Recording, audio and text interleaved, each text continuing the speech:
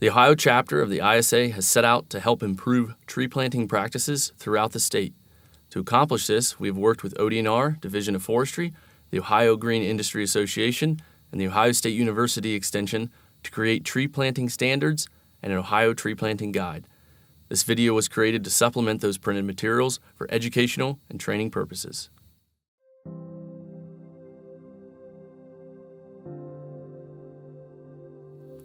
The goal of tree care in general is to have healthy, long-lived trees. For any tree that is planted by humans, that goal must start with a properly planted tree. Unfortunately, many trees are planted improperly, leading to shorter lives and increased expenses. Two of the biggest concerns are trees being planted too deep or piled too deep with mulch. Here is a young tree and an older tree with too much mulch. After many years growing in such an environment, trees will develop conditions that will shorten their life. The roots on this tree are starting to wrap around the trunk, a condition called stem girdling roots. This happens when the tree is planted too deep or the existing stem girdling roots are not addressed at the time of planting. Over time, these roots will restrict the tree's ability to transport water and nutrients, leading to reduced growth and an early death of the tree. The girdling root on this tree likely was established when it was in a smaller pot. This shows the importance of having quality stock and inspecting trees as they are planted. Upon discovery of this root, we see that it needs to be cut before planting the tree. While cutting any live tissue can stress a tree, the consequences of not cutting the stem girdling roots are far worse long-term than any stress endured through pruning. In addition, if packaging materials are left on the tree, they can also restrict healthy growth from the tree. Once planted, dirt and/or mulch are often pushed on top of the burlap and twine, making it difficult to notice that they were left on. Let's head outside to look at how to plant a tree following the current guidelines. This elm tree behind me has been marked for remove and replace. Now before we can remove this tree, before we do any stump grinding or digging of any holes, we need to call 811 to have underground utilities marked.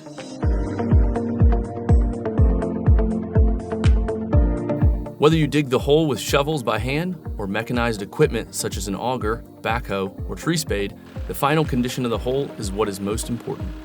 The depth of the hole must be dictated by the depth of the primary roots. The bottom of the hole needs to have a firm base so the tree will not settle. The diameter of the hole should be approximately twice the diameter of the root ball to be planted. Larger ball and burlap trees should have 24 inches of space on each side of the root ball. Finally, the sides of the planting hole cannot be compacted or glazed. Augers have become one of the more common tools for planting trees. While these provide a very efficient way to dig the hole, it is important that once the hole is augered, the sides are deglazed by quickly scraping compacted soil with a shovel.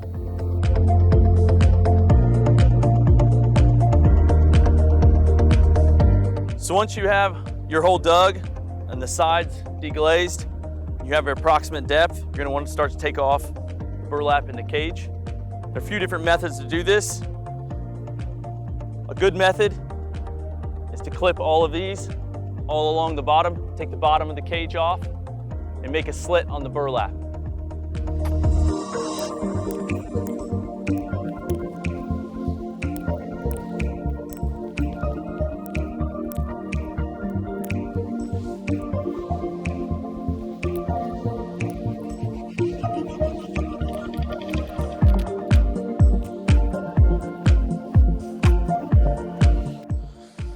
Once you have the bottom cage, the bottom burlap slit, what you want to do is check for final depth measurement by taking off some of the top burlap, getting all of the soil off until you hit that first root flare or first main root, and then rechecking depth.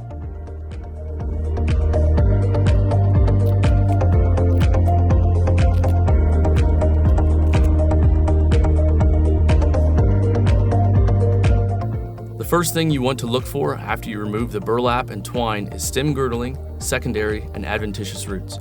All of these roots are undesirable and can lead to reduced growth and early death in trees. As stem girdling roots grow larger, they begin to constrict the tree and cut off water and nutrient supply to the canopy of the tree. Cutting out larger stem girdling roots and adventitious roots when the tree is larger is more harmful to the tree and more expensive, often requiring air excavation. Pruning these root issues at the time of planting is the most economical and beneficial to the tree. Once you found the actual root flare, or one of the first main roots, we're going to recheck our depth. One method to do that is put the shovel at the proper depth, lay a rake across your hole, and measure. We're pretty good there. We're about 1.5 inches, just above and not below.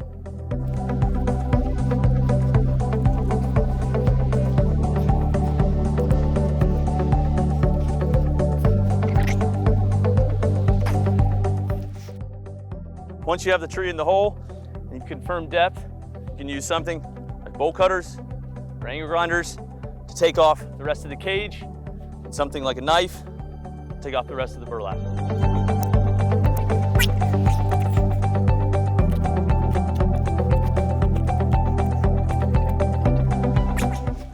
As you can see here with some root balls, when you take off the burlap in the cage, some of that soil might fall apart. That's okay. If you're already in the hole, the roots are still intact, there's no major damage, you're good to plant.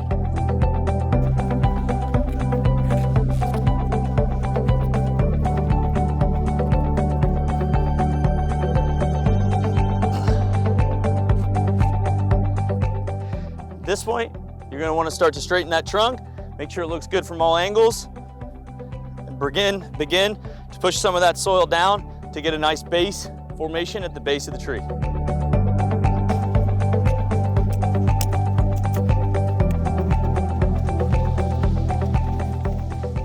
Once you've got the base formed there and the tree will stand up on its own, make sure it's straight from all areas.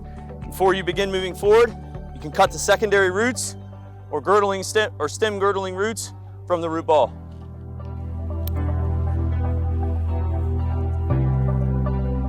It's important that you use bypass pruners in this operation.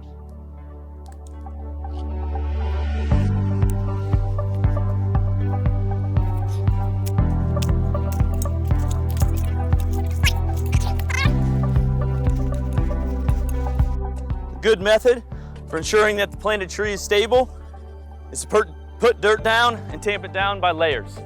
You don't want to make sure that you don't over tamp to cause compaction, but you also don't want to make sure that the dirt is too loose that the tree would fall over. It's important to note that even though the root ball fell apart, the tree is still pretty stable and we haven't even finished completing the planting.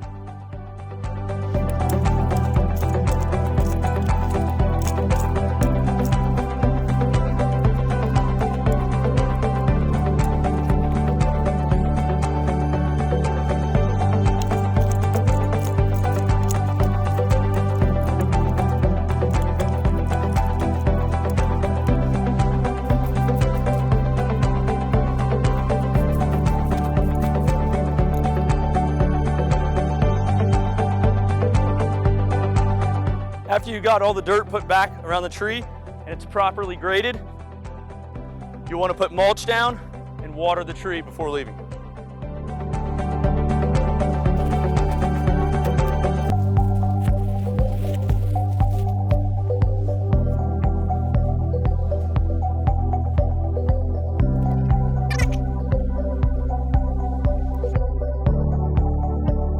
Like mentioned earlier, we don't want mulch or any dirt against the trunk. So we want that nice 2 to 3 inch thick layer of mulch and somewhat of a donut shape, not a volcano and not against the trunk. Proper mulching after a tree is planted is extremely important to the tree's long-term health. Proper mulching should look like 2 to 3 inches of mulch in a rough donut shape without too much mulch against the trunk. Improper mulching can be detrimental or is detrimental to the tree's health. Too much mulch against the trunk can increase moisture and bring in decay into the tree. It can also increase advantageous rooting, which is bad for the long-term health of the tree. Too much mulching often looks like this in the shape of volcano mulching. And if we take a soil knife and we move some of this mulch back, you can begin to see all the moisture build up along the trunk area.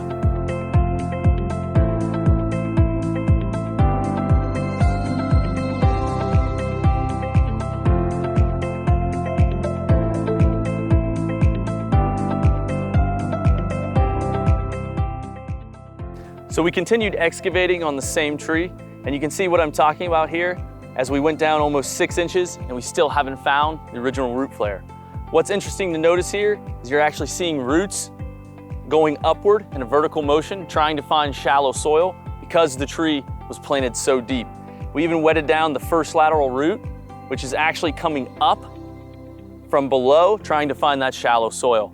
This is an example of why proper planting depth and proper mulching is important for the long-term survival of the tree.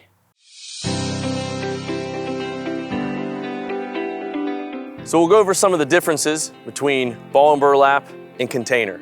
Oftentimes, container trees can establish faster. Unfortunately, there are some downsides to planting container tree. Oftentimes, the roots can dry out faster and may need more water, and they are often grown in more of a media mix that is sort of like mulch, as opposed to a true soil like you would with a ball and burlap. Some of the common problems you're going to see with container-grown trees is that the soil media mix they use often gets dumped on top of the container when they switch containers. So you often have quite a bit more that you need to take off of the top before you get to the true root flare. Some of the other issues you're going to see are that the roots go out towards the edge of the container. When they hit that container, they tend to go sideways and start to circle around that container. So you often have far more girdling roots going around that container. So now we're going to take the tree out of the container and talk through some of the options you have to mitigate these problems.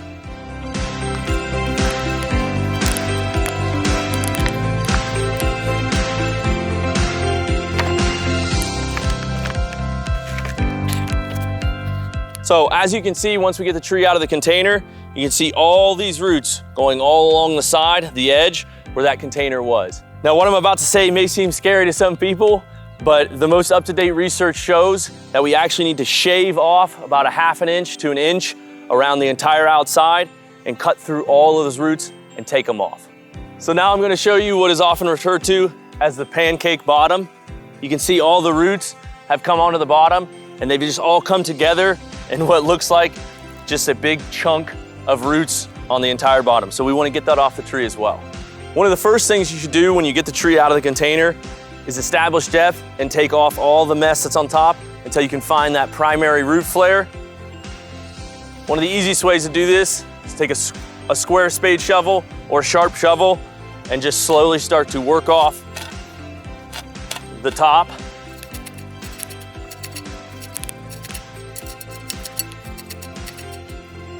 Once you get to a point where you feel like you may be damaging the trunk or getting down to too close, you can take something like a soil knife and start to work some of this away. So we've got to a pretty interesting point that we need to highlight here, is as you get down here and you see this little root coming out of what looks like the trunk or the root flare, this is not the first root that you want to get to. This is what's called a secondary root or adventitious root coming out of the actual trunk itself. This is what happens when too much soil media or too much mulch is piled on top of a tree, and this is a sprout from the actual trunk. This is not the root flare. This enlarged portion here is actually most likely the grafting line or a false flare, and so you need to keep going, and those little these little adventitious roots need to be pruned off the tree.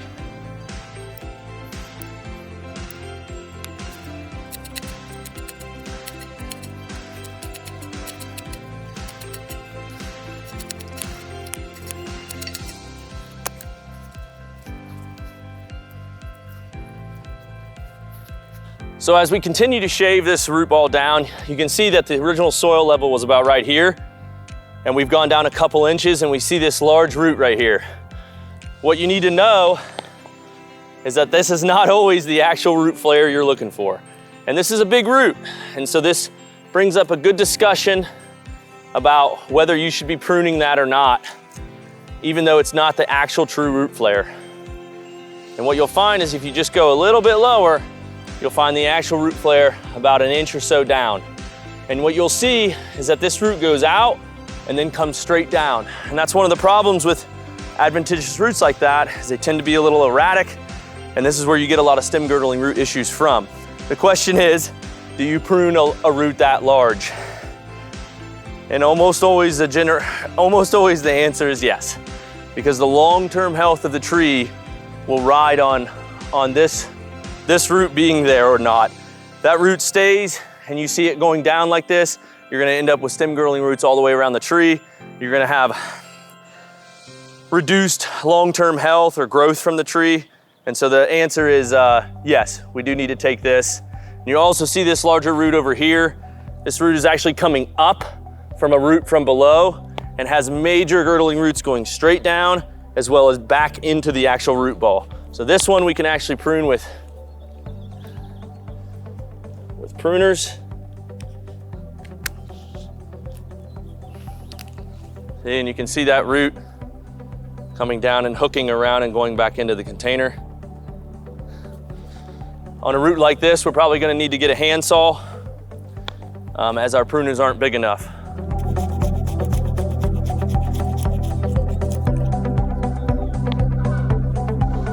And if you can't get the actual root all the way out because it's buried in there, generally what I'll do is come back to the portion where it's a little bit lower, make another cut, take out the top section. We still have more adventitious roots over here. Need to trim away.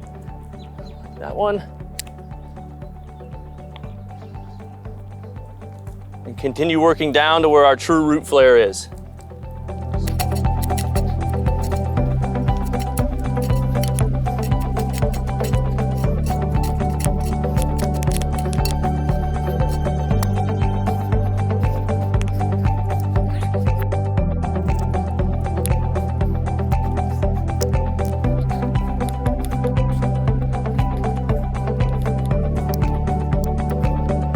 So now that you've found your actual true root flare and you've properly pruned off the adventitious roots and any girdling roots you see in the main part of the container, we're gonna shave anywhere from 1/2 to 1 inch off the entire outside of the root ball.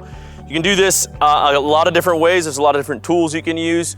I've seen people use sawzalls with wood blades or soil blades. I've seen soil knives. If you come in contact with a larger root, about the size of your finger or more, you can use pruners to get that. You can use sharpened shovels or just standard spade shovels.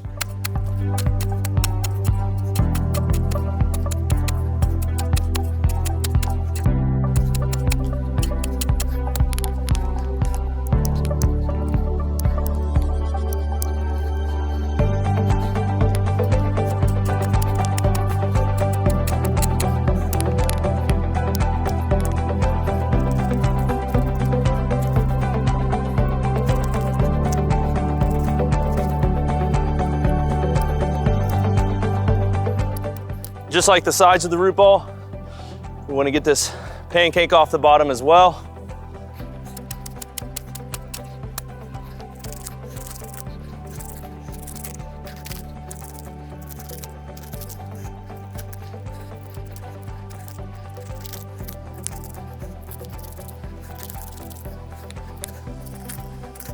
When you cut that off, you can see what they mean by pancake. It's literally just a sandwiched chunk of roots going in a massive circle as opposed to going out into the soil. So once you've cut off pancake off the bottom, taken off 1/2 to 1 inch off all the sides and gotten down to the proper root flare, you can see that we have significantly less volume of soil media and root ball than we originally started with. And that may scare some people, but it's important to realize that most of what we're cutting is very fine fibrous roots, and you probably still have a greater percentage of root mass area than you would with a ball and burlap. Remember, ball and burlaps are usually grown in a larger area and then cut with the tree spade, whereas all the roots are grown in here and then we're cutting off a percentage afterwards.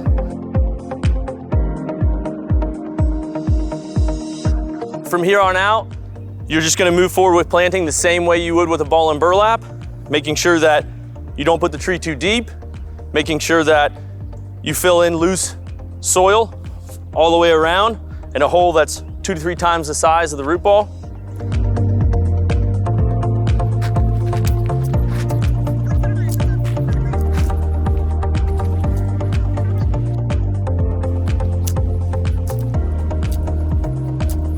Once you get the tree in the hole and you get a little bit of dirt in there, give it a nice foundation, start to get some of that dirt worked down to the bottom so that the tree stays still. You want to make sure you recheck the tree from all angles. Make sure that the tree is nice and straight. Make any corrections you need, and then continue filling in your layers of soil to finish the planting.